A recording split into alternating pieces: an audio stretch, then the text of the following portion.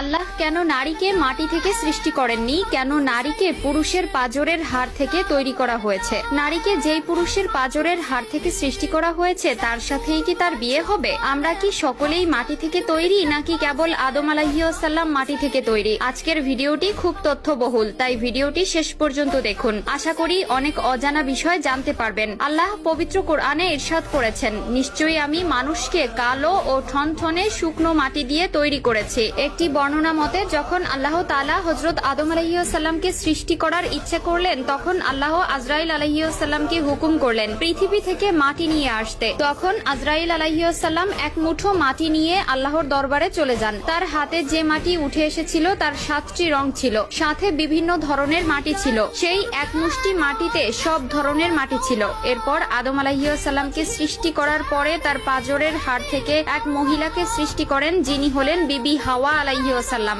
বিবি হাওয়া দুনিয়াতে আগমনকারী প্রথম নারী ছিলেন। হযরত আবু হুরায়রা রাদিয়াল্লাহু তাআলা আনহু হতে বর্ণিত, মহানবী সাল্লাল্লাহু আলাইহি ওয়াসাল্লাম বলেছেন, যে ব্যক্তি আল্লাহ ও আখিরাতের প্রতি বিশ্বাস রাখে সে যেন তার প্রতিবেশীকে কষ্ট না দেয় এবং নারীর সাথে সৎ ব্যবহার করে। নারীদের সাথে তোমরা খারাপ আচরণ করো না, কেননা নারীদেরকে পুরুষের পাঁজরের বাঁকা হাড় থেকে সৃষ্টি করা হয়েছে। পাঁজরের সবচেয়ে বাঁকা হাড় হচ্ছে উপরের অংশ।